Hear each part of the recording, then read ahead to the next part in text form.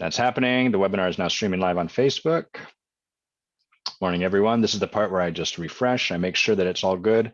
I've got a steamy cup of tea here that I'm really eager to dive into, but I want to wait until I've confirmed we're all live so that everyone gets the benefit of seeing this. So we'll just we're going to top it up. We'll lift this mug up. Here we go. The first sip. It's disingenuous because I took a sip while Lee and I were talking pre-show. I just couldn't resist. I needed some of that steamy tea. Well, good morning, everyone. I don't know how your morning started off, but mine began with some exercise. Every Friday morning, my routine is a little different because at 8 a.m., I have a standing weekly call with my friend Michelle Aiken, who some of you may know. Michelle is one of the senior leaders in accomplishment coaching in New York. And so she and I'm going to do up this button. It was a little too sexy for the live show, too sexy for the morning at least. That's for the evening show. She and I moved up through that program together, led that work together in varying capacities, and have kept a relationship going for probably a decade now, just via Zoom or phone or whatever. So I get up, I talk to her, and then after that, we had someone in here looking at our flooring because it seems like our radiant heating in our floors is not all working. And so to me, that's terrifying because that's stuff that they pour into cement, I think. And so if that goes wrong, what do you do? I don't know what happens. It's very, very scary. So let me turn this fan around. It's a little toasty facing me. And we got the most terrifying, camera, come back to me. Bring Adam into focus. There we go. We got the most terrifying response, which is like, I tried everything and it all seems to be working.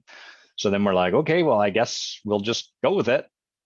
So that's how the morning started. So it's nice to be here live now.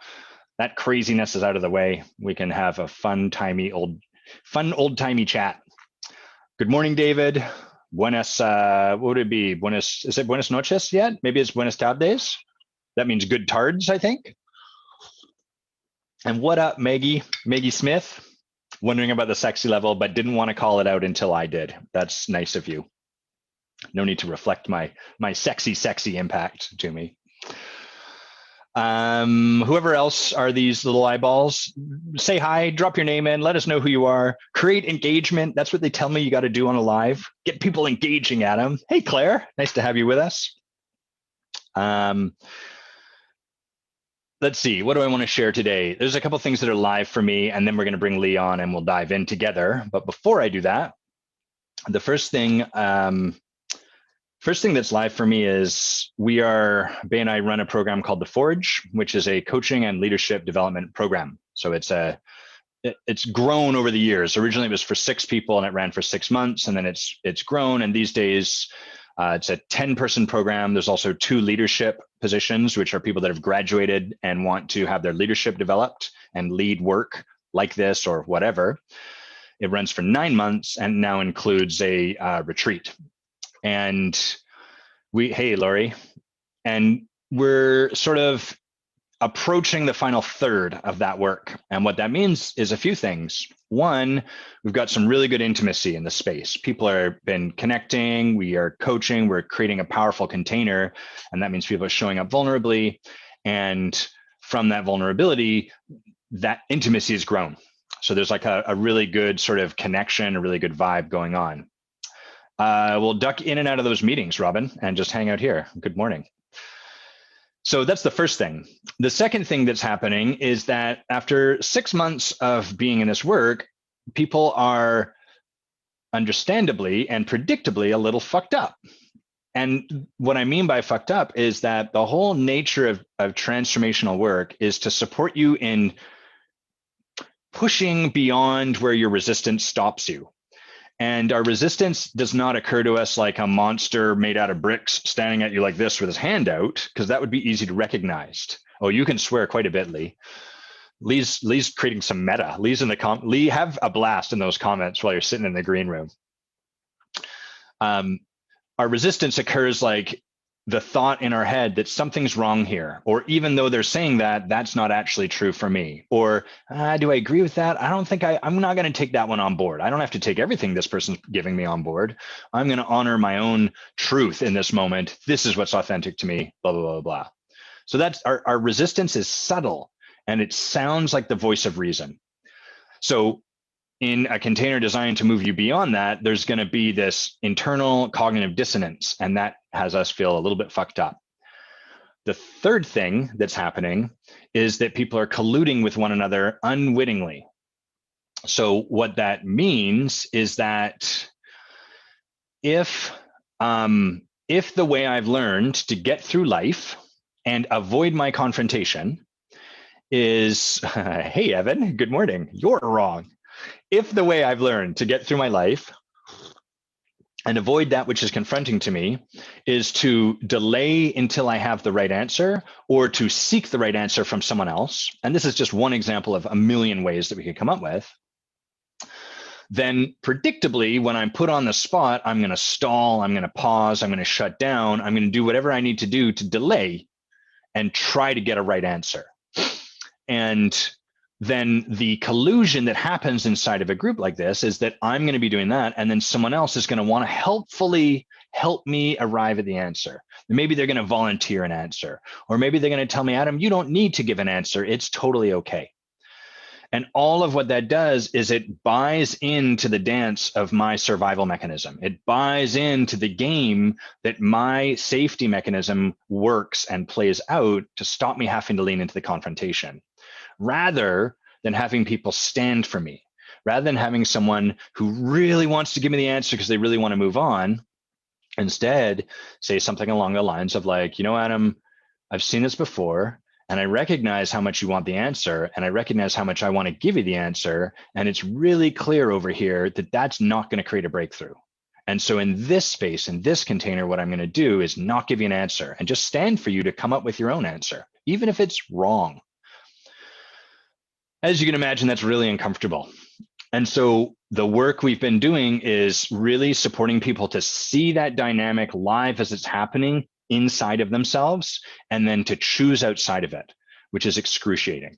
And if you want to hear about how excruciating that might occur, and excruciating might not be their experience, but you can talk to some of the people like Evan, who's in the comments. Maybe Evan, you'd be willing to just share actually about sort of how that was.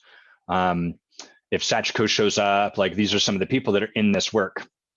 And it cracks us open. It leaves us feeling so vulnerable. And it really, it creates this experience where we're like, am I taking crazy pills? Because everything inside of me is telling me that direction, but these people are pointing towards something over here. And the work as coach and leader is to support people to see that the battle they are in is not a battle between me as someone supporting them and themselves, but rather a battle between what they know and what is predictable and what they're reliable for, and the battle for the possibility that they want. So they're actually in a battle internally. It just gets projected out onto the person standing for something different, and then that way they can fight you rather than be in the fight with themselves. And so all of that work demands a lot from us, and it's uncommon, and frankly, it's a lot easier to collude and to inspire you and to say things like, you can never make too big of a mess here, and then never hold you responsible for the mess you've made. Just like, great, you made a mess, you're super duper. But nothing ever changes from that way, or it changes very small increments.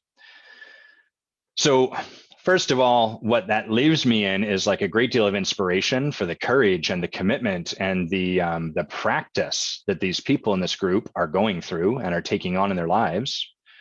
And it leaves me a little bit like, at times I'm like, fuck, how do I talk about that? Because I think a lot of people are thirsty for that kind of opportunity, but I don't know how to. I often find myself a bit stuck in like, how do I share that with people? How do I invite people into that? You know, because that all sounds kind of crappy.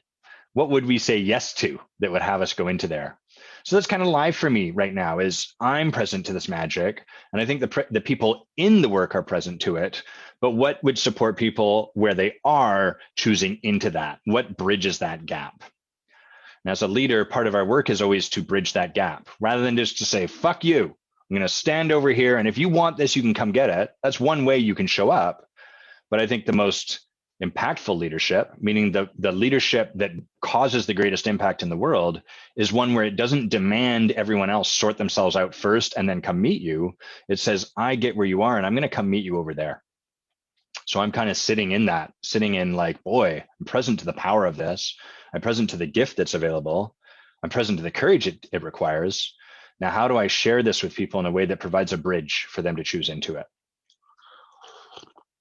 I'm going to read what you wrote, Evan. Thank you for your, always, Evan, thank you for your authenticity, your intimacy. So Evan's just sharing like his experience of this work was quite confusing, tender, drives up all our defense mechanisms, wanted to make other people wrong, felt isolated, and had him ruminating for hours. And so that's just, of course we would choose out of that experience. That's not something that we would tend to lean into by default. We have to be present to some possibility that's available, and we have to be held in such a way, like that requires a pretty powerful, potent container to have us keep leaning into that. That can be what the work looks like. It doesn't have to be, but the thing I'll say here is that the program where I trained in this art and then trained others in this art originally, prior to coming and creating the Forge and everything that we now do, when I would I'd get people get put in touch with me. Someone's like, hey, so-and-so wants to be a coach. You should totally talk to my friend Adam. And then I'll introduce us and I'll talk to this person and I'll tell them about this company, Accomplishment Coaching. And I'll say like, look, their business model is shitty because it's much easier to sell. Here's the tools, tips, tricks, and accreditation that you need to transform people. And that's all it takes. And I'm just going to give you more information and you're going to feel like, yeah, I got stuff in my information vault. And then when I talk to someone, I don't have to be with that fear of not knowing what to do because I just hurl the life wheel at them. What level of spirit are you on your life? Oh, you're a 7. Great. We'll work on spirit. It's a crappy business model to aim towards transformation. And so if you really want to be in this work to create breakthroughs and breakthrough results, we need to connect it to something beyond financial gain. So just some thoughts that are floating around in my head. Evan says that he's hard-headed AF. Yes, but you are also very, Evan, I would say your survival mechanism is hard-headed. Who I experience you as is very, I experience you as quite coachable and willing and open and with just a tremendous heart. Oh, Lynn, I'm so excited to hear that. Good luck on your oral exam. Tell us which program are you in, Lynn? Are you in New York? Is that where you're at? I'm stoked to have you with us. That's so cool. I remember doing those oral exams, both going through them myself and grading them. All right, well, I've talked for a while. I'm going to tell you a little bit about Lee, then I'm going to have him come on, and then we're going to dive in together. So Seattle. Lynn's from Seattle. Well, that's cool. I love your city, and that was kind of my home base. I was in Seattle for about 6 years, one weekend every month, training, leading, doing that work down there. So, oh, hey, Toku. Haven't seen you for a while here. Let's see what you've said, Toku. Successful and masterful coaches learn to manage the economics of transformation with the artfulness. Yeah, isn't that the truth? And even I think real mastery comes when we start to see that there isn't actually a separation between the economics and the economics and the actual art. The more you can embody the art fully, the more the economics kind of take care of themselves. Alexandra, I love that it's good to have you with us, Alexandra. I want you to know I always appreciate your contribution on my page and in my inbox. Whenever you send me a message, I'm always present to your brilliance and your heart and your openness. And Lynn, awesome, a fellow Victorian. Well, you know how great it is to be here.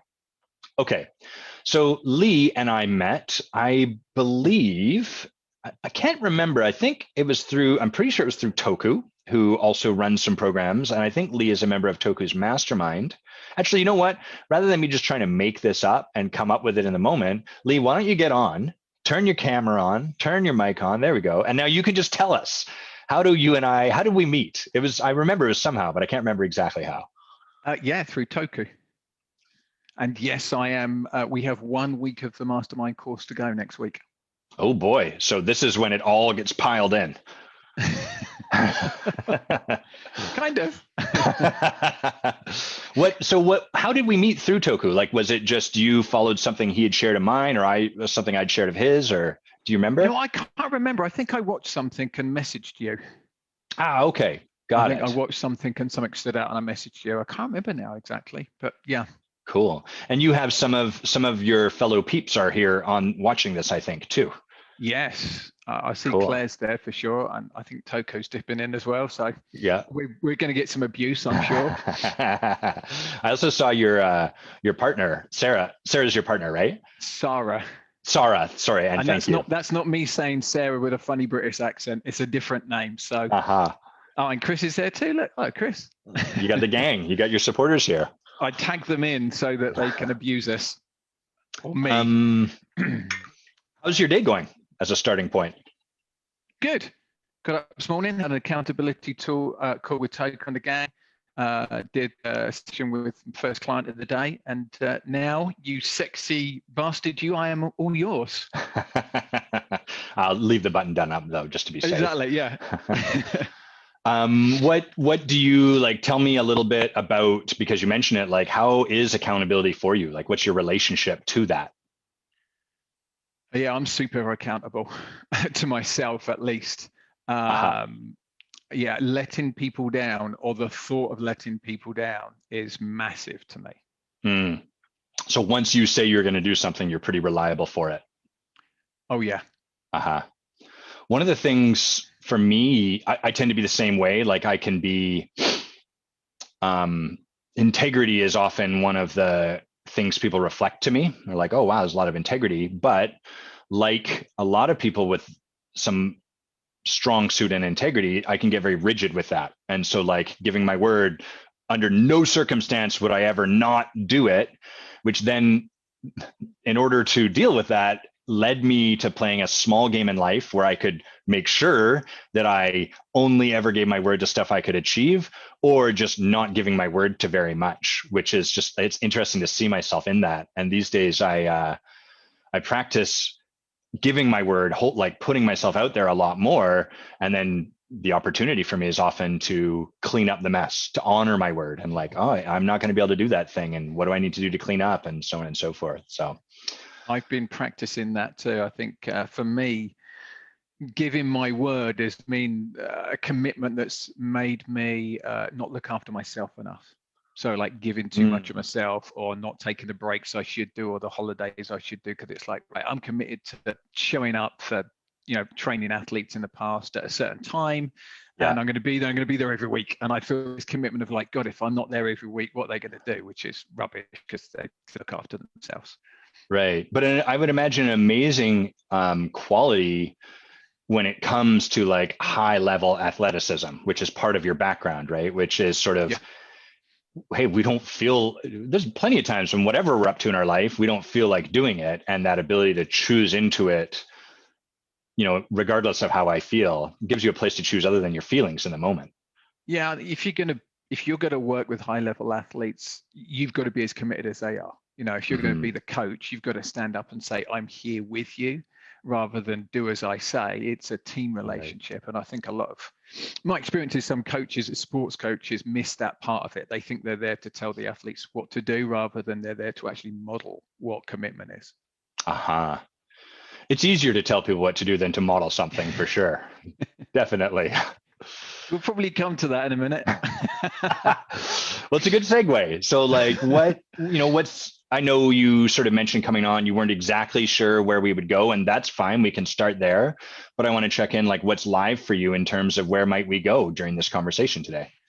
So I took some notes as you were doing your intro, and something that comes up from me. So, I'm grateful to Toku and the work I've been doing with him. And part of that was a coaching dojo. That was what got me into working with Toku. I did one of them. I really liked it. And one of the most impactful bits of feedback I've had so far was from Matt Thielman, who, you were going to swear, he fucked me up for a week. Because I did like the first coaching dojo, and I got like, give less advice. Mm. And then I did the second dojo and I got give less advice. And I'm like, on the third one, I'm like, I'm not giving any advice. I'm going to be just questions, curiosity. And then Matt comes in and he says, yeah, I can see you've really improved. Give less advice. And I was like, killing me. And you know, it really got to me, really got me down. And I'll give Matt a shout out. I emailed him afterwards and I said, like, that really got me. Like, damn, I feel a failure. Like, I feel like I'm just no good. And he sent me this lovely video message. First time I'd ever received a video message from somebody like that. And it was about 10 minutes telling me how great I was and how I'm going to be great at this. And I struggle with crying. And I was like, you know, by myself, kind of like, okay, I feel pretty like emotional now. Wow. So great to like, I just appreciated hearing your process through that. Like, give less advice. Okay, got it. That first time that feedback touched you, it's like, cool, there's a thing to do. And then the next time is like, okay, I got it, but now I'm really going to do it. And then the third, it's sort of like, that's where the wall broke. Like, I can't keep just being positive about this. It really had an impact. Yes. Got it. Okay. So where does that, you know, like in terms of what there is for us to talk about, where does that lead us? So the notes I put down were the need to be clever holding me back, the dynamic between who I've learned to be and who I most want to be and I'm feeling called to be. And then the dichotomy between needing to be the smartest person in the room. And I thought, no, that would go with you. I know that's your tagline, so we can play with that. And having this deep desire to find mentors and teachers, and then the ridiculousness of then trying to undermine them. So like, right. I'm desperate. You know, I didn't have good father role modeling, didn't have a good relationship with my dad. So there's always been part of me that wants that kind of male leadership and mentoring. And then whenever I get into those spaces, or not always now, but in the past, certainly, if I get into those spaces, I de facto become the leader, and everybody treats me like the leader, and I treat myself like I'm the leader. So that kind of interestingness of so let me give you an example. So this week I run men's groups, and on men's group this week, I was blown away by how other guys in the group stepped in to support a guy in the group who was going through something. So, you know, I was supporting him. We're doing some work. We're doing a bit of coaching and a bit of teaching. And then one by one, these other guys started to check in, and, you know, just like one of the guys is like, I just want to give you a big hug, mate. And the immediate impact that had on everybody in the room. And then for me to be able to step back and just lean back in my chair and like just watch them support each other. Yeah, I was like, you know, really feeling it. So what is it that you were really feeling? Empathy. Okay. So I was feeling their emotions. I was feeling their desire to share with each other, their desire to step up and support each other. I was feeling what the guy was going through. And yeah, just so powerful for me, somebody who's always been afraid of my own sadness, to be able to feel that other person's sadness, feel how that could touch the sadness inside of me. So instead of in the past where I would have be the leader and the person, you know, the difference between empathy and sympathy, I'd be the guy looking down and going, well, I'm strong and I can support you, buddy. I was like, I feel it. I feel what's going on here. And there was no need for me to rescue or support, or it's just like, let this play out. Got it. Okay. So I get all that. Where do we go from here? I know 3 times is your threshold, so I've asked twice. The third time. You're going to make me swear again, Adam. Where do we go from here? It's around my need to be seen, my need to be smart, and letting go of that, and being okay with being me in the moment. And, you know, on a cognitive level, I understand this need for me to be smart, because when I was little, what did I get rewarded for? I got rewarded for being smart. I got rewarded for being good at sports. That's how I got noticed. Right. Mum rewarded me for being smart. Dad rewarded me for being good at sports, and not even just good at sports, only one sport in particular, cycling. So not a surprise, I became an elite cycling coach. Right. I guess it's that being okay with me, just being okay with me.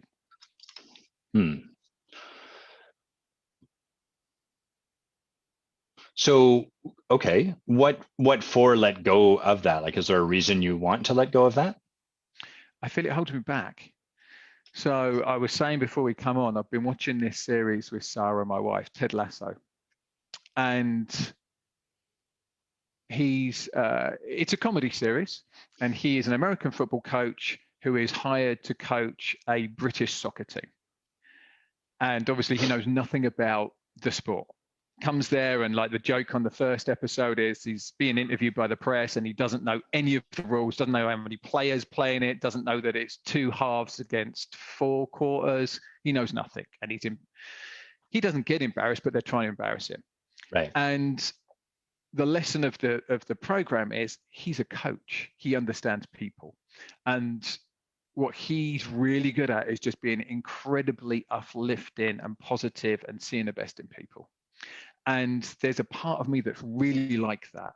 But then there's this other part of me that wants to make me feel better than, stronger than, more than, and it undermines this other part. So that's why I talk about this dichotomy of these two parts of me. And I understand the learning coping behavior that created that part of me, and I want to fucking let go of it. I'm done with it. It doesn't serve me as an adult. Not at all. I don't think so. Huh. Okay. When did it, like, how did it serve you? I think it served me when I was a little kid, and I got to be noticed by being clever. So I got the strokes and responses that I wanted. Right. You know, when you're an adult and you have to prove to everybody you're clever than them, it doesn't tend to get you such a good result.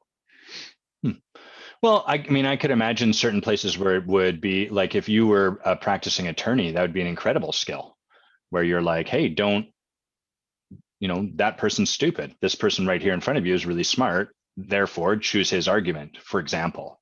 So I can imagine places where it would be a real benefit. And it's kind of interesting because I'm hearing you say, like, you want to let go of this and just like be uplifting and see people in their light. My words. You'll go ahead. Yeah, no, that's not entirely true. Obviously, I want to be able to offer the shadow and, you know, the stuff that they can't see about themselves. That's an important part of our work. I'm not afraid of that. I think it's my relationship to where I stand in it. Like, is it about me or is it about them? Like, am I doing this to look clever, or am I doing this because this is the right service for the person I'm working with? And I think there's a difference. And that difference I want to explore, and I want to lean into more, and I want to make it less about me needing to be smart and be seen, and more about being of service. So I think it's a switch between me being smart and me being of service. And it's something I've been working on, you know, as part of being a coach is, you know, going from being an athlete yourself and being a selfish bugger and it's all about me to, right, you're a coach and it's not about you at all. It's all about the athletes. And now as an emotional performance coach, it's the same thing. It's not about me. It's not my idea that matters. As you were talking about, it's allowing somebody to sit in their discomfort without me having to fix the problem for them, allowing them to. So what I really admire in people is somebody that supports others and allows them to be who they're going to be and be the best version of themselves while holding them accountable, while holding the mirror up to them to show them the shit too, but without having to do it in such a way that I'm showing you I'm cleverer than you to do it. Like, I want you to feel like you're coming to these answers yourself. Like, I'm empowering you to come to these answers rather than I'm like, hey, here's the answer. I fixed it for you. Right. Got it. Okay. That's super clear. So I really heard there's sort of, you want to be of service to people. And then part of what's in the way of that, so to speak, is this tendency to, but I need to be seen, or I need to be related to as smart, or, you know, whatever this thing that we're talking about is. Yeah. And it's easy for me. You know, here's the arrogant statement. I see stuff. I always have. As a cycling coach, I could walk into a velodrome and tell you everything that everybody was doing wrong and how they could be better in that velodrome. Right. When I started telling people that did not get me friends. Right. Of course, You know, of course. I have this power, but it's when you turn the power on and knowing what's applicable and acceptable and healthy, as opposed to I'm going to shine that on you and tell you all of your shit straight away, and you're going to get immediately overwhelmed and go like, what the fuck is going on here? You know? Right. Okay. So do you have a specific place where we could look at where this has been showing up, like a particular example or something concrete beyond the abstract? Let's use the coaching dojo. So that example, you know, that let's go back to what we first talked about, and I'm on it, and I find myself wanting to save people or give them the answer. So obviously, I'm not going to mention names, but I was working with a lovely person Reginald. in the last Reginald. I don't think she'd like to be called Reginald, but I was working with Reginald, and they were asking, or they were talking about their trouble with managing tasks. And I had the answer. I'm like, this is what you need to do. And I was trying to be really curious and seeing if they could get there themselves. And eventually I just kind of said, I just really need to tell you. And I could feel it, like this thing welling up inside of me, like, I have to give you the answer, you know? And that was the least powerful part of the 3 coaching sessions we did, by far. You know, the most powerful part was when I was super curious and she was just telling me about herself and truly sharing, and I had no agenda. I didn't have to fix it. I was just curious. And we did some really powerful work. Like, we were both in tears at one point. So got it. So what is that part of you like when you're with someone and, you know, it sounds like there's a connection for you between needing to be seen and needing to be smart, and then giving them that answer, and then what you'd rather do. And I'm curious, I think it almost seems obvious, but I want to have you connect those dots for me. So what is the connection between those two things, you giving an answer to someone and this thing you've talked about that gets in the way? I don't understand what you mean. Saying that again to me. It's okay, because I asked the question in the most confusing way possible. So you are doing this correctly. So you've said there's this need to be seen, this need to be smart. And then now the example you've brought is where you were like coaching someone and trying to be curious and open, but tried to give them an answer. Yeah, because I wanted them to think, oh, Lee's smart. Lee's got the answer for me. You know? So is that what was going on internally at that time? You were like, I don't feel smart enough and I want to give them the answer so that they know that I'm smart? I don't think it's I don't feel smart enough, which is the stupid thing about it. I think it's just, I feel like an excitable little boy. Like, I got the answer, I got the answer, I got the answer, I need to share it. Got it. I do notice at other times it becomes competitive. So if somebody else in a group is being really smart, I want to feel like I can show that I can play at that level or above that level as well. And, you know, I'm 48 in a month's time. I've spent most of those 48 years being unbelievably competitive. Like, that was my life. And learning how to let go of that and turn that off is a big part of this transition for me. So what was going on for you? I get that you weren't like, I need to prove I'm smart. That wasn't the internal dialogue. What was the what was going on for you as you're sitting there and you are working with this person and you're feeling like they have an answer, or, you know, whatever? I think there's some impatience. Okay. Like, I want them to get there faster. You know, that like, oh, I can see this. It's so obvious. Why are you not getting it? You know, yet when I'm on this side of it, I need to have more empathy, or I'd like to have more empathy, because I know what it's like to be on the other side of it when you're being coached and not be able to see it, and it to be so obvious to the other person.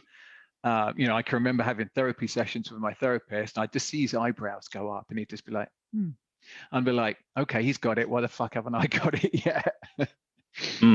So I know what is what that it's feeling like for to you? be on that other side.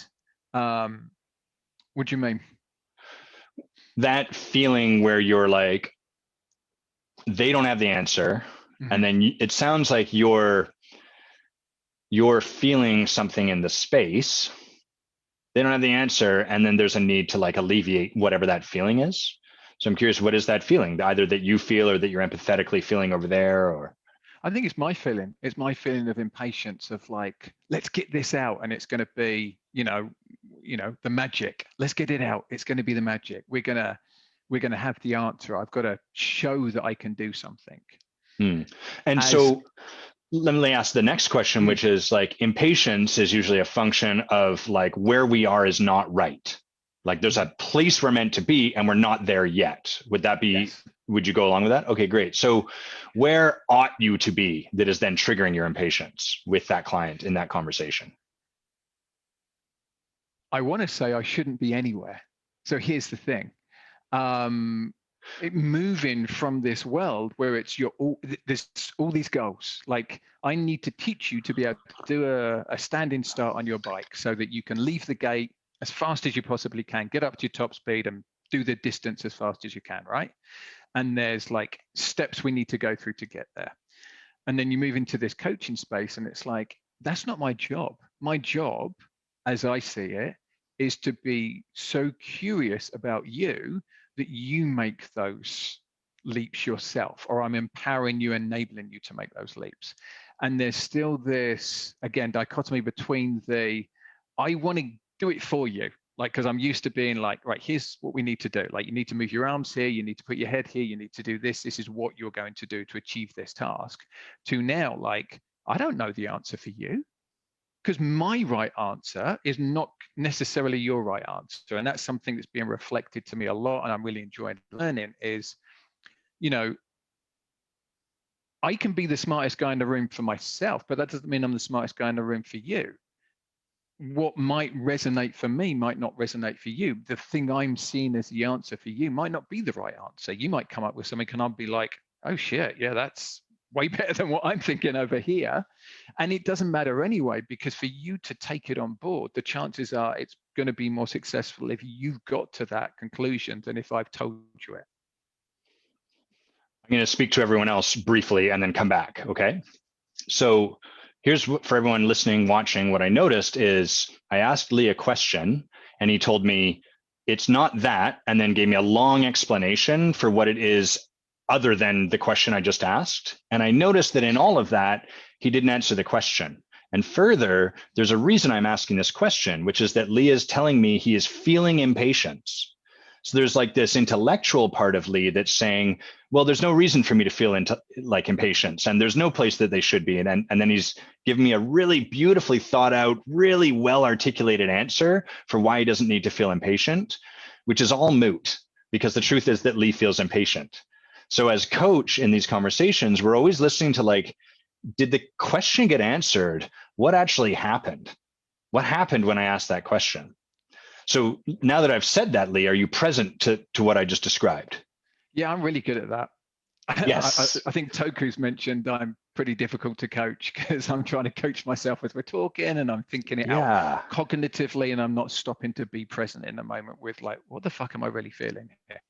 Yeah. So I would actually invite you. I mean, I'm the same way. I want to be responsible. I don't want to be this oblivious boob. And so then I'm always trying to be one step ahead. And so I'm going to offer you the same invitation my coach offers. I combined offers and offens in the same word there. That's what happened. I noticed. I knew you did. It was in this phrase. I'm going to offer you the same thing she often offers me, which is to let go of that and just be client. And the reason you might do that is because I noticed that trying to sort of be one step ahead of yourself actually denies you some of the gift that's available. Yeah. Would you be up to practice that, even if you don't get it perfect? Yeah. Okay, good man. So I get it, right? Intellectually, there's no right way for people to be, but in an embodied level or in terms of your being, there fucking is. There is somewhere, and we know that because there's this impatience. So where is that impatience striving to get your client?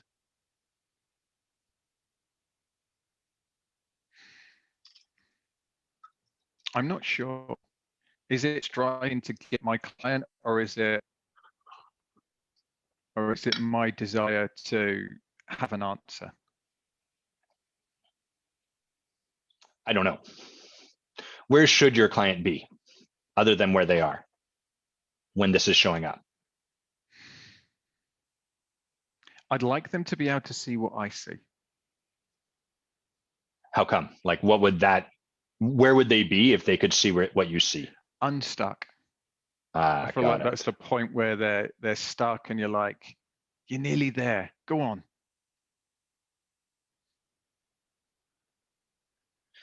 So where the client is stuck, and where they ought to be is unstuck. Beautiful, Lee. Or No, aware. I don't know which way you want to call it, but which way do you want to call it? I think either works. And so the answer to my question is, Let's go with unstuck, because it feels like usually they're in a loop that's going round like I am right now. And you want to get them to ping, pop out of that loop. nice. Okay, great.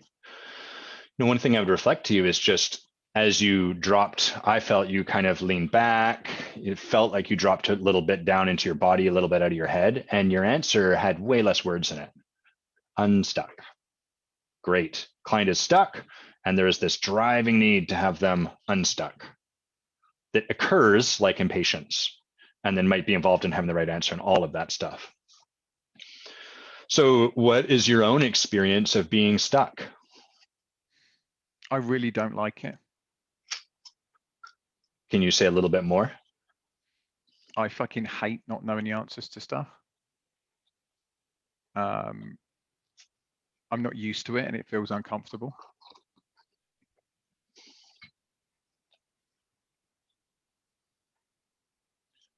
What else? I don't like being frustrated. To which I assume, or I'm taking that to mean you feel frustrated when you're there?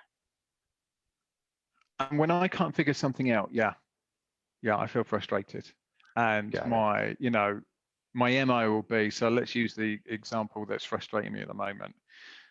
I carry a lot of stuff in my head and I want to set up better systems to not carry a lot of stuff in my head. So I've been looking at different task management systems like Asana, Trello, Monday, and I can't get on with any of them. So I get pissed off and I stop using them because I can't get over the hump of understanding it well enough for it to actually save me time. Yet I don't want to sit in the uncomfortableness or spend enough time and effort. I don't have the patience to spend enough time and effort to get to the point where I get over that hump. Mm. So if we use that as a bit of an example, you start with something, like there's a clear goal you have, you start with something, and then there's some degree of learning curve. And at some point you have this experience of being stuck. And that drives up some frustration. I'm curious if there's any stories that drives up about you or who you are or what you're not or anything along those lines. Yeah, quite possibly. Like, I'm not smart enough to get this. Why can I not get this? Other people can get this. Why can I not be patient enough? Other people can get this. And probably some, unfair judgments like people less smart than me are doing this. Why the fuck can't I do this? Right. And then what's the answer to that rhetorical question? If dummies can do this and I can't, then what does that mean?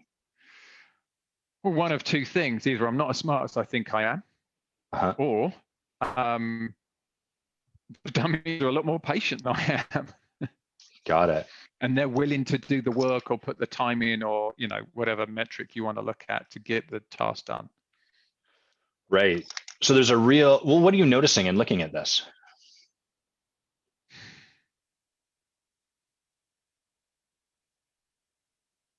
I want to think my way out of it. So the thinking my way out of it is I can be kinder about my own limitations. This would be the solution to what is showing up. Is that right? Like, oh, I'm trying to think. Okay. So I love that you brought that into the space. And then let's just set, like, kind of almost imagine drawing a dashed box around it and setting it over here. Like, oh, got it, brain, you're trying to save me from something, but I'm going to set you over here. So that, I assert, is a response to some experience you're having as we look at this. What is the experience you're having as you look at this? It's fear. Fear of not being good enough, fear of not being able to get the stuff I want done. I think some anger as well, anger around like, I'm carrying all this fucking stuff in my head. I'm a scientist. I, I study the science of sport. I study the science now of human behavior. I know there's plenty of studies that show we have so many decisions in a day before the quality of our decisions goes down. There's so much information we can hold in one go. And here I am walking around trying to fucking remember everything because I can't put it into a task system. So there's this anger and frustration about why the fuck aren't I either getting this done, or, which I think is the thing that we're coming to, is why the fuck can't I just trust somebody else to help me? Like, put my hand up and say, look, this isn't working for me. Actually, I'm dyslexic. My brain doesn't always work well in these kind of things. Let's just find somebody that can work that. And I can own that I don't like exploring stuff like this. And it's not good use of my time. It's actually better for me to have somebody else who knows how to do it to explain it to me. And the way I learn is I don't learn very well by reading and playing. I learn really well by watching somebody else do it and then being able to talk to them about it. I have to have an auditory component to it. So I have to ask questions and I have to talk about it. And if I do that, I'll understand it and it'll go in. But Would you say that we're in your head or your heart right now? Head. Okay, good. Just wanted to sanity check myself there. That was how it occurred to me. And so what's your head trying to achieve in this moment? Fix the problem. Got it. So from that, I really hear like that this stuff is showing up is indicative of something being wrong fundamentally. This shouldn't be. I shouldn't have to struggle. I shouldn't have to be with this. And then whatever the problem you presumably revisit with yourself, there's a problem with all of us, at least in our minds. I'm not attractive enough. I'm stupid. I'm not cool enough. People don't connect with me, all of whatever it is. But, it's like, oh, and now we go back to the well-worn territory of our survival mechanism's favorite problem for us.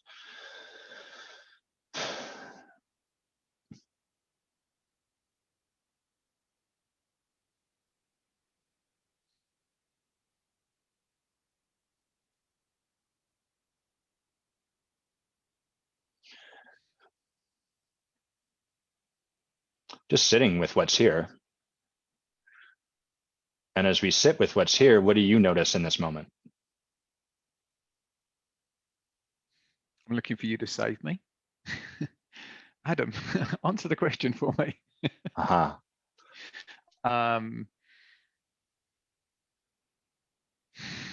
What would save you? Taking me out of uncomfortableness. I feel uncomfortable right now that I can't fix the problem.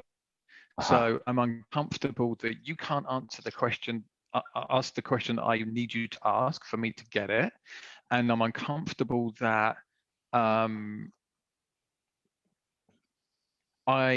want to think my way out of it all the time. It's difficult for me to drop into the feeling and feel what is going on. And I'm noticing, this is just a little aside to it, this isn't about this right now. Yeah, you're doing great. When I work with others, I can really feel it now. Like, it's so fucking powerful to be in a men's group or one-to-one coaching with somebody and absolutely feel what's going on for them. I couldn't do that before. Like, that's a new thing for me and it's blowing me away. And I still struggle with it for myself. Yeah. Like, I can see that in others and I'm like, I am experiencing empathy in a way I've never experienced empathy before. I fucking love this work because of that. Empathy for myself. Yeah. Yeah, really get it. To what? Well, so lots of stuff on the table. It's a really juicy conversation. And I honor you, Lee, for being in it with me. And I also honor the frustration, the desire, the impatience, the whatever the label of that is, but the discomfort. So I noticed you went up into your head a little bit there. are you more or less present to your discomfort in the moment as you do that? I don't think so. Well, Like I think that's a that weird answer. So are you more or less? You have two choices on this multiple choice test. You can't draw another bubble and fill that in. I've Fuck tried you, that. Adam. I don't think I am. Say that again. Let me be really clear on this. Ask your question again. So as you go up into your head, and we can Yep. test this as we go forward, but do you find you get more or less present to your discomfort? I think it depends how I'm going into my head. Am I just trying to explore it and share, or am I trying to fix it? I think if I'm exploring it and So sharing, on a scale of 1 to 10, it helps me stay. 10 Go being, on. holy fuck, I'm feeling every single piece of this discomfort that's there for me to feel in this moment. And 1 being, I'm totally, it's there maybe, but I'm not present to it. I just noticed you went in your head again. So what level of feeling your own discomfort in that moment did you experience? Not much. Scale of 1 to 10. 3 or 4. Great. And what about in this moment? Same. Great. Thanks. Thanks for testing that. So I'm going to speak to everyone with us, and then I'm going to come back, okay? My invitation while I do this is to notice as you rise up into your head and then practice coming down a bit. So for everyone listening or watching, it's worth at this point noticing, like, what do you want to do to Lee? Like, what is your sort of bias? Like, I just need to give him this, or why don't we just do that? Or if only this, because that's our own inability to let someone be with something. And the reason we have an inability to let someone be with something is because we ourselves have an inability to be with it. So I don't like not knowing the answer. And I notice that there's a part of me that just wants to give Lee the answer, because then I would have value and I would look smart and Lee wouldn't feel uncomfortable and blah, blah, blah, blah. And I want to invite all of you to get present to the man in front of us and who this man is and what he's created in his life, and really get clear, like, this is not a person that needs us to rescue him. And this is not a person that is a dummy by any stretch of the imagination, even though that's the story that starts to show up. This is how we lead and coach people, as we start to notice, oh, the stuff I'm trying to fix or resolve or remediate or whatever is my stuff showing up. It's my difficulty in letting someone be with this. So what did you hear in that, Lee? It made me want to share something. So Please do. I find it difficult to ask for help, even though I actually enjoy it when I find people I can ask for help.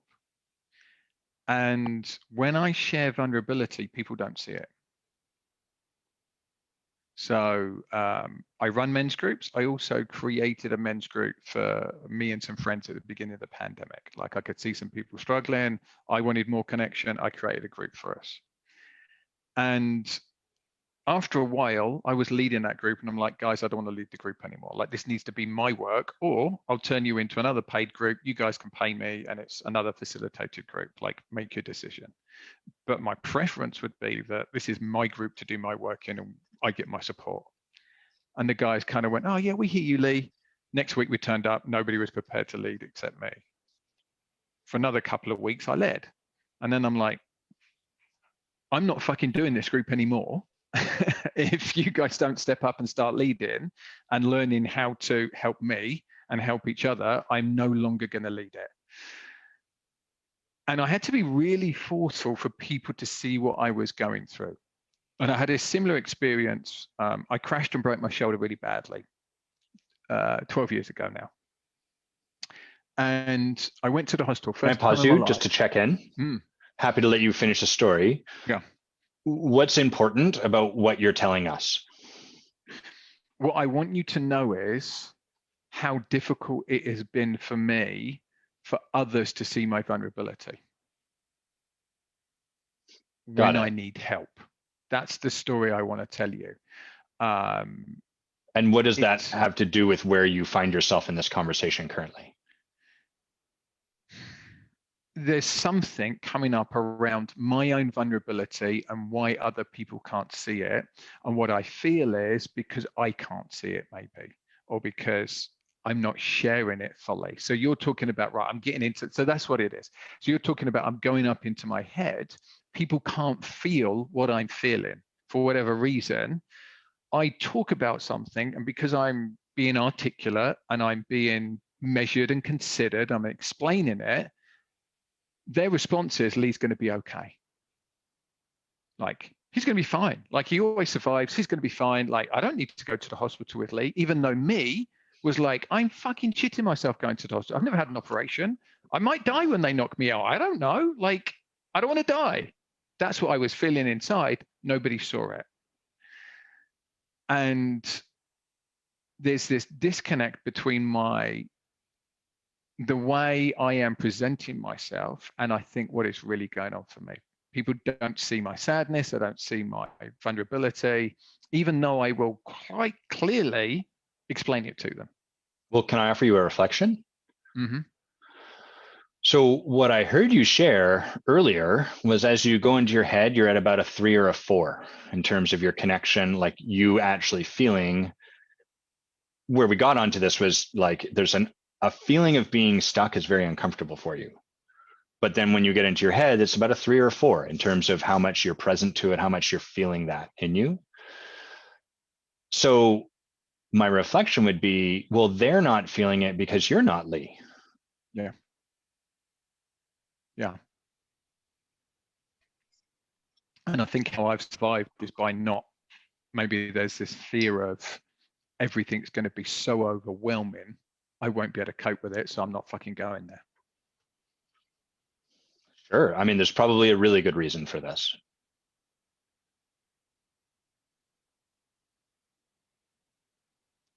What do you think there is for us to do with it in this conversation with our remaining 15 or so minutes?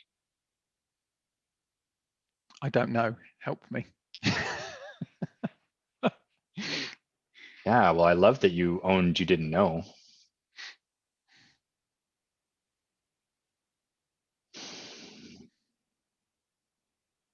What I feel I need, I have a desire to try psychedelics. I have a desire to have a big shift in that connection between my emotional center and my brain thinking center. Um, you know, part of being a sportsman for me has been disconnecting those on some level so that I can turn on that animal instinct to go and race when I want to, step off the track, turn it off. And same with coaching. You know, you don't want the athletes to see how emotionally charged you feel because then that adds to their emotion. So I've become very good, I think, of years of competing and stuff of being able to go, bang, right, I need to be an animal right now, and then like turn that off. And I don't know if that's a byproduct of who I am, and that's helped me be really good at it, or I've trained myself to do it and I don't think it really matters. I want to be able to feel more deeply. So if that was the practice in this moment, rather than out there or, you know, in 10 minutes or in a minute or whatever, what would there be for you to feel? I think there's this well of sadness. I think I can be probably a typical man and hide my sadness with anger, or as I would call it, frustration, when really it's anger. So yeah, I think there's this well of sadness that I carry around with me. So what I noticed was you said like there's this will of sadness, and I felt you touch it.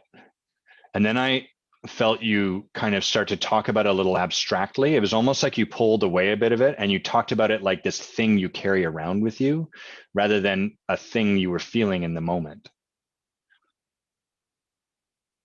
Because sadness scares me, Adam. Me too. As a man with a large heart and a lot of heartbreak, because that's the cost of entry.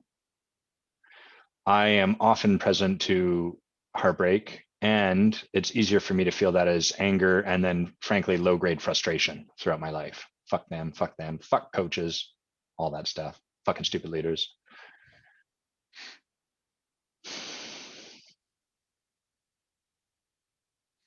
And then that creates, for me, these impossible standards as well. Like everybody has to live up to an impossible standard, because like fuck everyone if they're not doing it as well as they could be.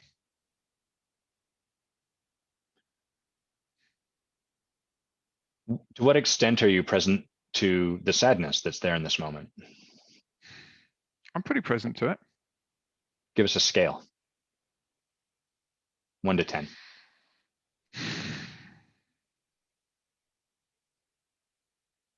5 or 6. Got it. What level of practice would you like? What do you mean? So I heard you started on it by talking about psychedelics, but really what I heard, you were like, what I got from you, Lee, is you really want to be able to sit deeply in this with your clients, and you want to be able to sit deeply in this with yourself. And so you're currently feeling into it about a 5 or 6. Like, where do you want to practice? If this moment was an opportunity to practice.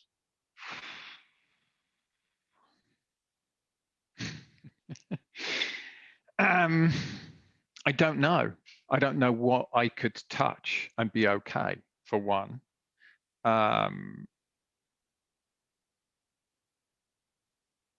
And maybe this is self-protection. I am experiencing it a lot on one-to-one work with others and in groups. Like, I'm like, oof, I feel that. And I'm noticing myself really feeling that, like, quite deeply. Like on Tuesday night's men's group, I was like, I'm at a fucking 8 or 9, feeling somebody else's sadness, not my own. Well, can I offer something? Sadness, but please it is continue the your other thought. person. Well, I was just going to say, I'm feeling sadness. I can feel it in my body. Like, I am feeling sadness, but I'm feeling that other person's. And the only time I've allowed myself to really feel sadness is romantic breakups. That's the only time I think I ever really deeply touch my sadness. And in the past, I'd look at others feeling sad and I would mistrust them. I'd be like, you're doing that to get attention. Like, stop feeling fucking sad. Uh-huh. Have you ever been devastated by love? Oh, yeah. Great. Okay, great. So are you familiar with empaths? Have you ever heard that term or heard people call themselves empaths? My wife is. Great. And you're familiar with other people like empaths out in the wild? It's not just your wife? Oh, yeah. Yeah. Okay, great. You know, I've witnessed people feeling somebody else's pain, like as deeply as that person is feeling it themselves. Yes. Right. My wife would fall into this category too. So people like me, and I suspect people like you, we're very good at operating over top of our feelings and shutting them down, which leads to a lot of false negatives. I'm not feeling anything. Holy shit, there's a well of stuff that I'm actually feeling, but I'm not present to any of it. Whereas an empath, they tend to the other end of the spectrum. Their antenna is so highly tuned, it's got a lot of false positives. Oh, this person over here is really sad. No, I'm not. And sometimes they're feeling something that's there that I'm not present to, but other times it's like, I'm really not. I don't know what to do to convince you. You're probably familiar with this dynamic. So one of the things about really empathetic people is it can be more safe to feel something over on that side than to let ourselves feel it here. And I'm hearing that in kind of what you're describing, where it's like you can really feel this with your men, but then with yourself, there's like a bit of a wall. And women too. So I thought Sorry, I was yeah. just gonna, but humans. I thought I was just going to want to coach men. Actually, I found I really relate to women too, which was interesting to find. I feel like I'm playing in a kiddie pool. So this is what it feels like. I'm playing in a kiddie pool, and the first part of playing in the kiddie pool is like, I'm going to experience somebody else's feelings and let them settle on me a bit and go, "Ooh, I can feel that." Or I'm going to watch a film and the film's going to make me cry. I shared something with my men's group a few weeks ago that I'm going through that's difficult for me, difficult choice. And after the group, I'm like, you know what? I want a fucking good cry. Let's go do this, right? Come on, emotion. Let's do this. And I went and laid on my bed. I took some deep breaths. I'm gonna say, let this come out. And maybe one tear came out. And I laid there for 5 minutes. I'm like, okay, let's get up now. Yeah. Kind of like your experience with Asana or Trello or all of these things. Like, gave it a go, fuck it, let's go do something else. So I have some assertions for you, which is a bit risky for someone who's as smart as you, because it's easy to be like, well, do I agree with that, and set it aside. So I would invite you to receive these not from them being right, but something to try on, like a belief to well, maybe I'll just sit in that belief for a week, and what if that was the case? So the first one is that. Can I stop you there? Yes, you can. And just say, I fucking love the way that you said that. Thank you. Great, you're welcome. So a lot of practice with this man with his head. So the first one would be, I assert that we can only feel to the extent that we can feel ourselves. So, and my hunch, don't have to be right, would be that you're feeling your men intellectually, or you're trying to get down into your heart through some kind of exercise like that. But because there's a bit of a protecting yourself from that stuckedness, that anger, that frustration, that fuck, whatever it is, and hanging out there, that you can only feel other people to a certain extent. And it may occur like, oh my God, I'm feeling them so deeply, but that's going to be different than them feeling you with them. So what we tend to create from this place is people feeling like we're there for them rather than that we're there with them. So that's the first place I would invite you to, just like a context for your own practice from here. Oh, what if people are only able to feel me with them to the extent I'm able to feel this within myself? What might I take on from that place? What might I do with this? The second thing that I'm present to, I'm sort of laying some stuff on the table for you because we're going to start to wind down. So the second thing I'm present to is, boy, are you brilliant, Lee. And brilliance is really good at solving things, because then that allows us to move to the next thing. And at least over here, it occurs like all of the work solving stuff is what keeps you in the pattern of being stuck and then being unstuck and then being stuck and then being unstuck. And so instead of the notion of being stuck as a problem, I would invite you to relate, to try on, well, what if there was nothing at all wrong with being stuck? What if I showed up from that place? What might that allow in you? Or what might that look like if you were to practice that way?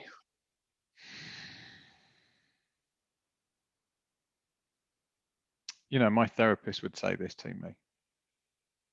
He'd be like, why can't you just be, not, I wouldn't say like that. I'm trying to think how he'd say it, but some kind of version of basically just fucking sit in the uncomfortableness and just sit there. And he'd been inviting me to do that for years. Well, but to be clear, I'm inviting you something different than that.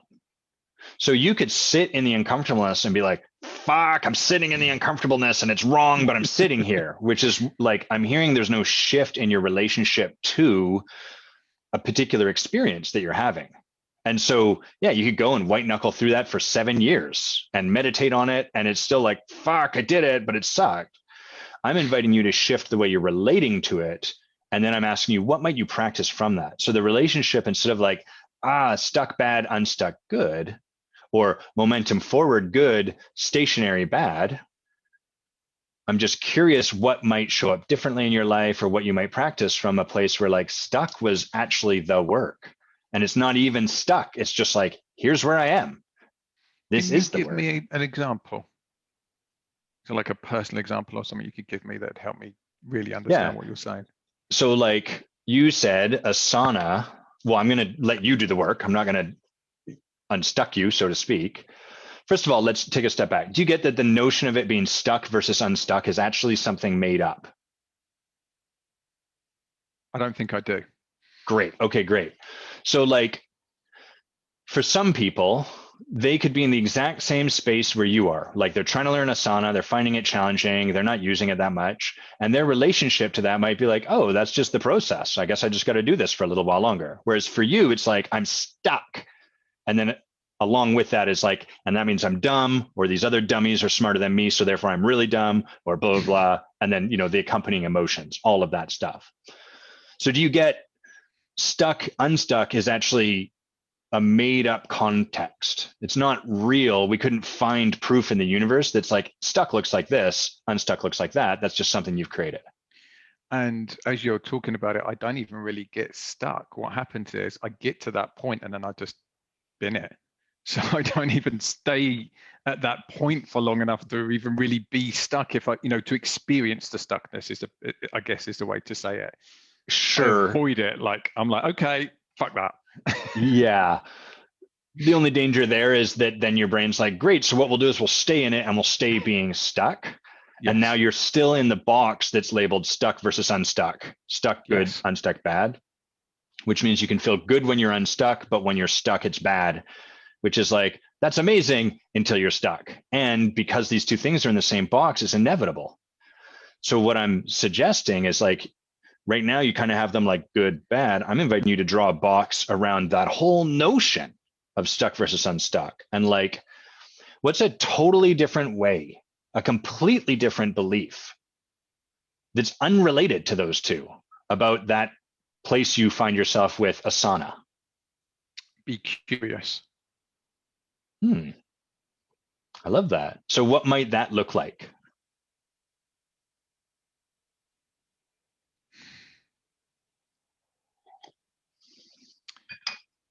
Curious as to why I feel the need to judge myself in that moment.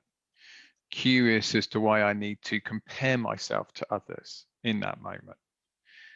Curious as to why I need this to be sorted within a certain time scale, as opposed to it'll take as long as it takes. Okay, so I love that. Imagine all of that stuff you just mentioned. You're doing great work, by the way, Lee. I want you to know that. Like, I'm not just saying that. This is, you're really doing some good work. So imagine we've got stuck, unstuck, and then there's all of that, like, why do I need, like, I need to be better, stupid people, dummies, I hate all those people. And we're putting a box in that. What I notice is that the questions you ask yourself from curiosity go back inside that box. So what could you be curious about that actually has nothing, it doesn't even touch any of this stuff we're setting aside for now?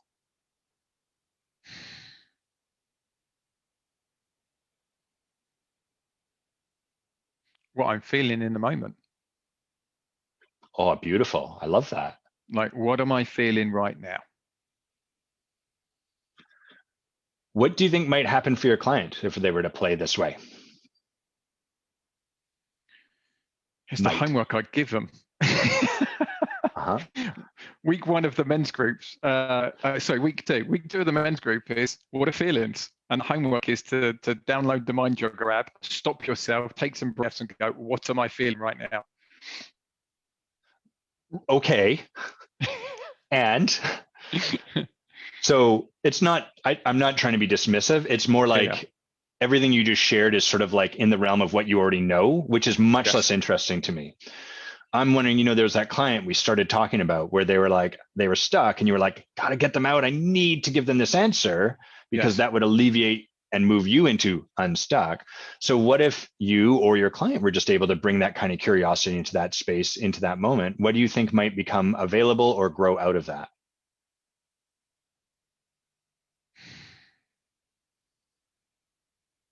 I think it would help me with my patience around discomfort.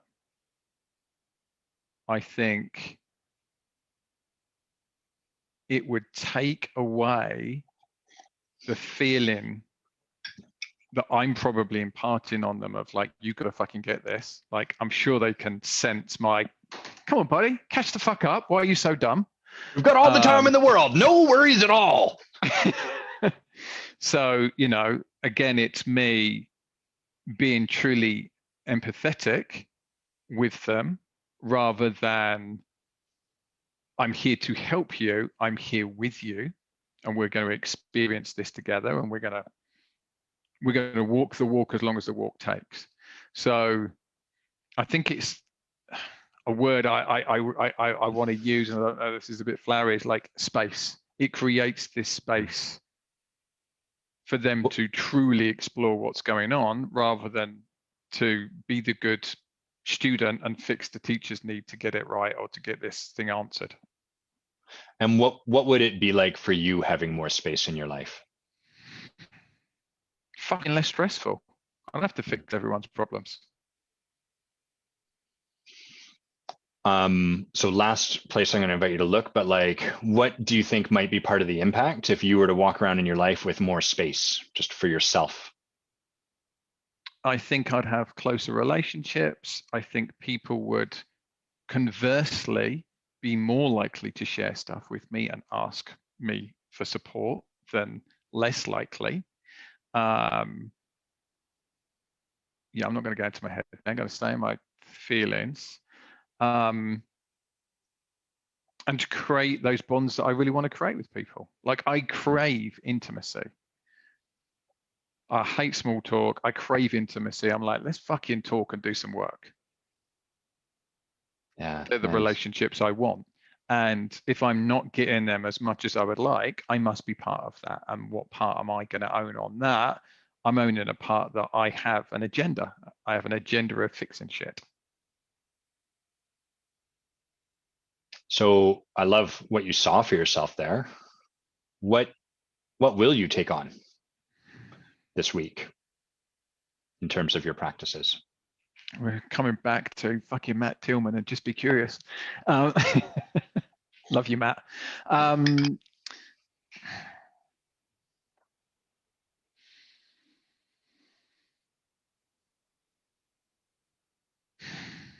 I think I can best describe it as I'm going to take on the space needed for things to take the time they need to take. Beautiful. Is there any structure that would support you in that?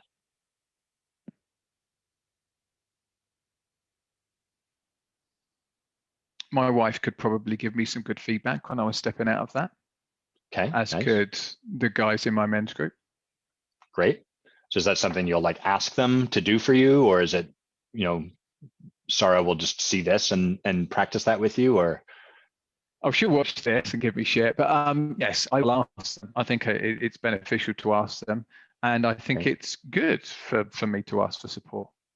Great. And is saying it out loud, sort of making that declaration here, sufficient to have it stay live for you? Or is there any other structure that would keep that present for you throughout this week? I think saying it's enough. I'm open to suggestions, though, if you've got something you think would be useful. No, I'm not going to step in that with you. I'm going to trust you in your work. And I don't mean that like condescendingly or patronizingly, but more like, boy, let me tell you, I would love to give you 50,000 different practices. And I'm just so clear over here. That's not, the man in front of me is so brilliant and so smart. And who am I to suggest anything to him? This guy's got it. And you might not get it immediately. Maybe you'll practice and you'll be like, oh, I totally forgot about that. And then maybe next week you'll come up with something more. But I really want to honor you for your brilliance and allow that to be there. I need a little mantra. I feel like I need to mull on a little mantra of something like, it's not my place. Nice. Great mantra. It's not my place to fix you or whatever. I don't even know if I need to go that far. Just, it's not my place. There's a period of time where on my computer screen in like big, you can get stickies on Mac, and I had big letters that said, "Why are you still talking?" I was practicing something. I'm like, Adam, enough. I'd probably do for that again sometime. I can't relate to that at all, Adam. I don't know what you're talking about. So weird. It's not my place. What a great mantra. That feels like the place for us to wind down. Is there anything in the space that down quickly? Yeah, please do. And thanks for modeling that, Lee.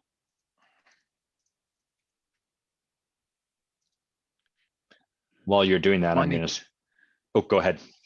I just might need to change that. I like to work with what I want to do rather than what I don't want to do. So I might need to change that into a positive of they have all the answers.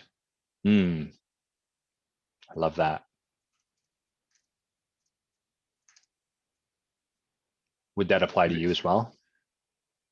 Yeah. Great. Thank you for reflecting that.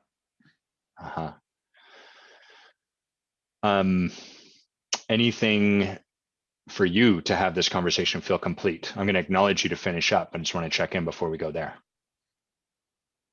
I want to give you a hug. It's the only problem with Zoom. Yeah, it's not the same, is it? I miss my men's groups where every group would start with a hug and would finish with a hug. Like, it's important for men to hug each other. Yes. And I want to say thank you. I really enjoyed that. Thank you for your time. You're welcome. I enjoyed it too. And thank you for seeing me. You're welcome. May I finish by acknowledging you then? You may. Great. Have you been acknowledged before? Are you familiar with this practice?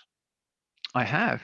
I actually asked for it on one of the dojos because it's usually really uncomfortable for me. I have struggled celebrating myself, my victories. Yeah. Right. I think I remember you sharing, I think in the form you fill out, you mentioned it's hard to receive gifts. So, oh yeah, fucking terrible at receiving gifts. Yeah. So that'll probably show up here because acknowledgement is the gift of love. And so I invite you to receive everything I'm saying as truth. Like, and your brain will probably be like, well, he's saying that, but actually this and blah, blah, blah, and all that. And you can allow that guy to show up and I'm just going to set him aside and receive this. So Lee, there's a few things I would love to acknowledge you for. And I'm going to get the obvious one out of the way first, which is your brilliance.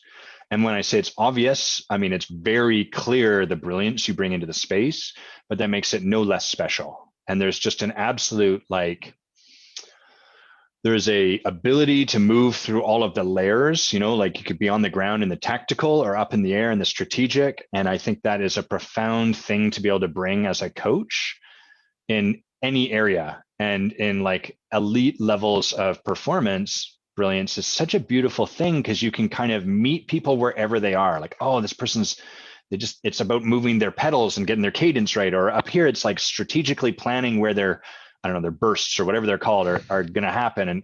And that's just such a microcosm for how your brilliance operates. But it's so beautiful and fun to get to be in the space with you there. The second thing I want to acknowledge you for is the intimacy that I believe you are as a man and as a being on this planet. And people who bring a great deal of intimacy in this space learn to protect growing up because intimacy is very vulnerable and we get prodded and poked and we feel like a naked lobster. And so we got to build that shell. And so to the extent that the part of you that's judgmental might be like, you're not seen enough, or you don't feel people are enough, or you're not X, Y, or Z enough, I want to reflect that that is a function of the intimacy you are as any other part of it. And so I honor all of it. I honor you for that young man that learned to create this so that he could survive. And then I honor you for your warrior's journey to slowly bring that off, and to let that down and to let yourself be in it. And finally, I honor you for the champion that I get you are. You know, like I bring Lee Povey into any space and he's going to be a champion for the people that are in that space, a champion for what's possible, a champion for their tenderness, their vulnerability, their heart, their fullest expression, and a champion for spirit speaking through all of us and just us acting as spirit. It's really beautiful to get to share this space with you. Thanks for letting it in. Thank you. I appreciate all of that. Good. We're going to do a bit of a debrief. I'll speak to some of the comments we have. But first, anything that showed up for you that is there to be spoken. You're like, holy crap, we went this way, or I thought we were going to go that way, or we zigged instead of zagging, or anything. I'm now going to look at the comments myself. Uh,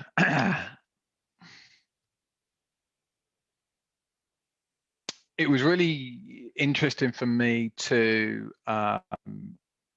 experience you so lovingly hold me accountable. Mm.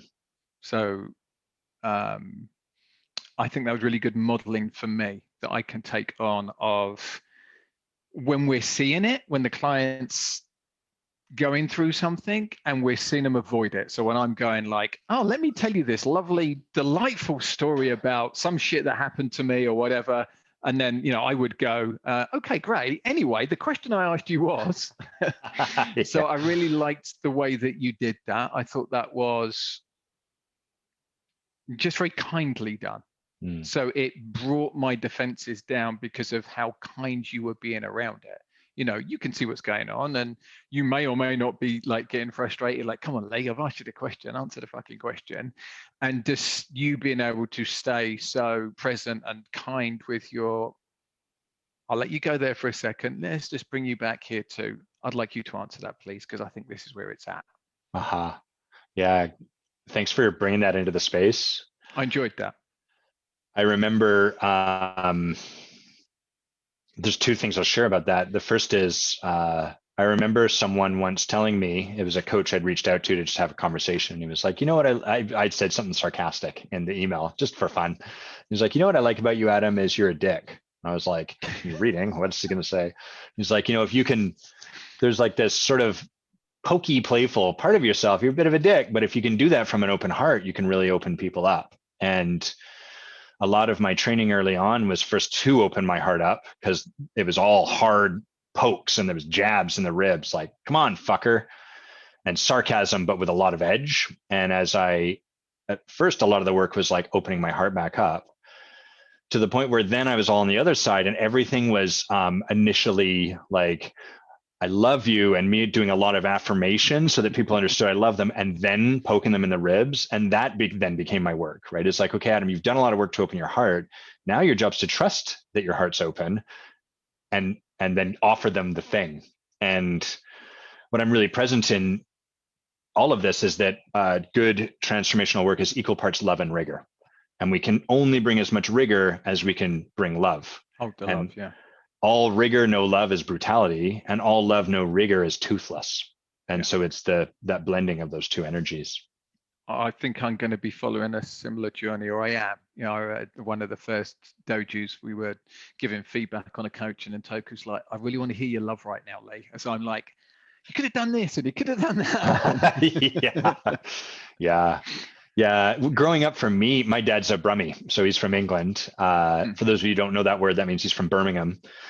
And so growing up for me, my dad has an incredible ability to see people's possibility. But the hard part about seeing what's possible for someone is it leads to a lot of heartbreak, because here's where the human is and here's what's possible. That's a gap. And a heartbreak exists in the gap between our expectation and reality. And so from that heartbreak, what do? We close, we resign ourselves. Fuck it, they're never going to get there anyhow. So I'll stop getting my hopes up, my heart's up. Or we become attached. And so as his heart started to close a bit, I started to feel him pointing to my possibility it started to become how I was not living up to my potential, rather than like, you're amazing and here's what's available. And I'm always working with that balance, because I can very quickly go down that path. This is not about making Gavin Quiney wrong. I'm with him. I have to keep finding my way back to an open heart and the heartbreak. I really like the way of looking at that as heartbreak. I've not considered that before. Like, that disappointment is what I would call it, where you're like, as an athlete or a person, like, I can fucking see what you could be. Like, yeah, why are you holding yourself back? Yes. And I've not really considered that as heartbreak. That's an interesting way to look at it, rather than I've kind of considered it as disappointment, like, you're letting me down in a way, or certainly you're letting yourself down, and by proxy you're letting me down because I'm trying to help you do it. So yes, that's interesting to think of, like, me getting a little bit of heartbreak every time I've experienced that. Yeah, one of the most profound things I think about this profession, this work of coaching, is that it's a practice of like love, so much love. We open our hearts so wide, and that leads to a lot of heartbreak. And when people are just like, I can just call myself a coach and don't take on their work, which is their choice, but then the heartbreak crushes them. And the alternative is they just stay closed hearted and then do work, whatever work that allows. But it's just, it's never going to be as profound as when you can really Very let someone all the way in. superficial. Yeah, that's right. We nearly, that was nearly my topic for this, is like these coaches that post like, you know, I'm going to make you a 6-figure coach, and like, here, do my 1-week program and everything will be fixed. I didn't even realize that existed till I started in this. And then I'm like, oh, fuck, I do not want to be that. And I don't want to be anywhere near that. Yes. Well, I heard someone describe it. He described it as like a lot of people are in the business of selling money, which is of what a lot of that stuff is, right? I give you 6 figures. I'm selling you the money. And, you know, we got to meet people where they are. So sometimes that's where people are. But at least for me, then very quickly, I want us to get to like, great. And what's that going to create? And what do you want in your life? Let's just read I want to bring some of the people that have been sharing so generously into the space. And thanks everyone for your comments and just being with us through this. So Toku is sharing, he's tracking when you're with someone who feels stuck, you feel frustrated, impatient, anxious. And I was also saying, you know, you were feeling stuck in this conversation, and he was noticing Toku's own tendency to feel frustrated, impatient, anxious, which is so true. Like we feel it. If only I could save you out of this. Let's see what else we had. Just a lot of love for how you were showing up. Well, Alexandra shared her version of, I can't remember what it was, but was like, not my circus, not my monkeys. I don't have to manage all this stuff. I can choose out of that. Alexandra, I love this piece she shared. I want to learn more of that gentle accountability with myself. I tend to go into extremes when I coach, super loving support, or challenge the client with the wrath of Zeus. Certainly something you and I can both relate to, Haley. I don't find the challenge bit difficult. And I remember when I first talked about getting into this, I'm like, I just want to fucking challenge people. I love challenging people. And I think it was Carrie who was like, okay. Is that really a reason to do this? Either Carrie or Matt was like, okay, maybe a little bit less of that. I love it. And then Alexandra shared, just to finish up, such a beautiful session. I feel grateful to be able to have seen this. My personal takeaway is I want to pay more attention to how men relate to their feelings and take into account that there might be more pain under the surface than is expressed, or more emotion in general, not just pain. I really love that you broadened it that way, Alexandra. You know, plenty of pain, but also like, yeah, just emotion in general. And I think part of the masculine energy is the ability to transcend.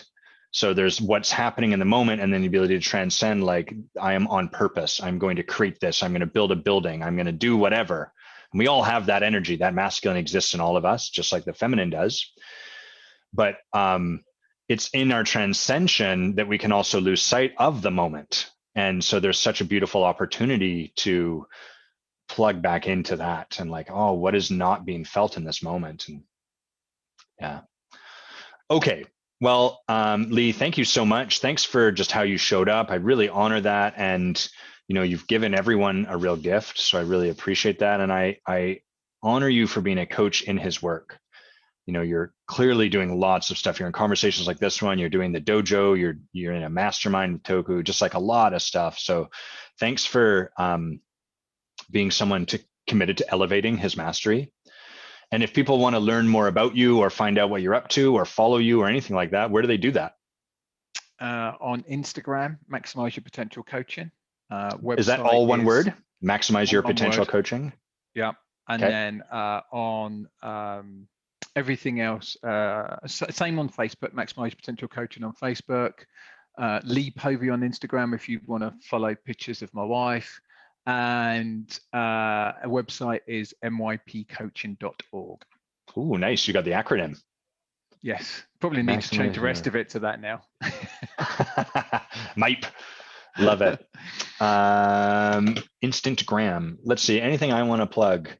The Creating Clients course, we're in week 8, and the next one's going to start in May. I've just decided. So I will briefly share that the whole process of this course, the whole underlying foundation is based on the fact that in the coaching profession, there's a division.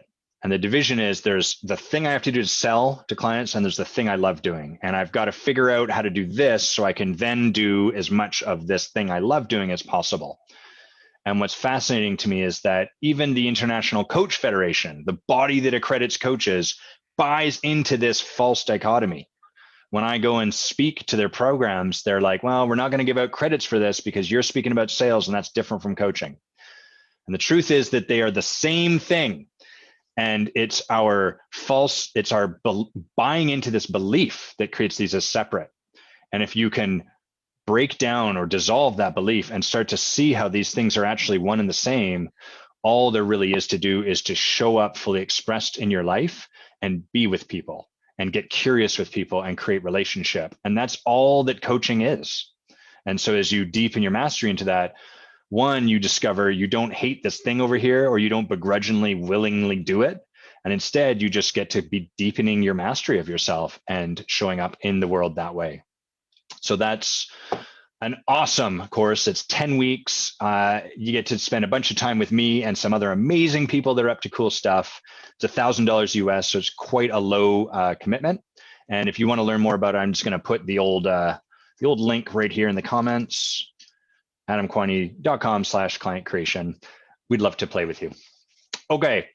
Thanks everyone for tuning in. Big shout outs to everyone that put yourself in the comments and supported Lee and myself in this conversation. We'll see you next Friday. Lee, thank you so much for being here.